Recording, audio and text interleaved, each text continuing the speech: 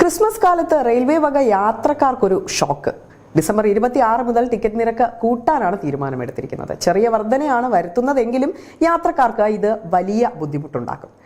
നിരക്ക് കൂട്ടുന്നത് വഴി 600 കോടി രൂപയുടെ അധിക വരുമാനമാണ് റെയിൽവേ പ്രതീക്ഷിക്കുന്നത്. ഇക്കൊല്ലം ജൂലൈ 1-നും ടിക്കറ്റ് നിരക്ക് വർദ്ധിപ്പിച്ചിരുന്നു. അതേസമയം തന്നെ സബ് അർബൻ സീസൺ ടിക്കറ്റുകളുടെ നിരക്കിൽ മാറ്റമുണ്ടാകില്ല എന്നും അറിയിപ്പുണ്ട്.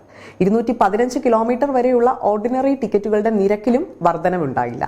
215 കിലോമീറ്ററിന് മുകളിലുള്ള ഓർഡിനറി ക്ലാസ് ടിക്കറ്റുകളുടെ നിരക്ക് 1 കിലോമീറ്ററിന് 1 പൈസയായാണ് വർദ്ധിപ്പിക്കുന്നത്. Mail, express, non AC, AC ടിക്കറ്റുകളുടെ നിരക്കിൽ കിലോമീറ്ററിന് 2 പൈസയുടെ വർധനവും ഉണ്ടാകും. നിരക്ക് വർധന നടപ്പിലായാൽ 500 കിലോമീറ്റർ ദൈർഘ്യമുള്ള AC യാത്രയുടെ നിരക്കിൽ 10 രൂപ അധികം നൽകേണ്ടി വരും.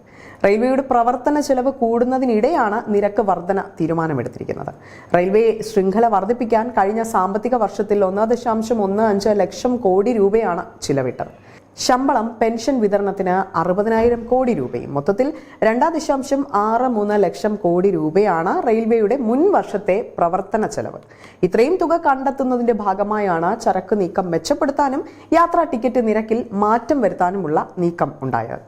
ചിലവ് വർദ്ധിച്ചിട്ടും ചരക്ക് നീക്കത്തിലുള്ള തുക വർദ്ധിപ്പിച്ചിട്ടില്ല എന്നും റെയിൽവേ പറയുന്നുണ്ട്.